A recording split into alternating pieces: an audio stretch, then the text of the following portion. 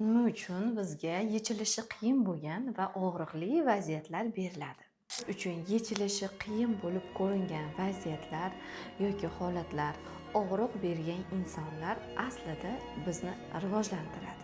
Biz uchun rivojlanish, o'sish, yangi darajaga chiqish, o'zimizni yangi versiyada tasavvur qilish doimo qo'rqinchli.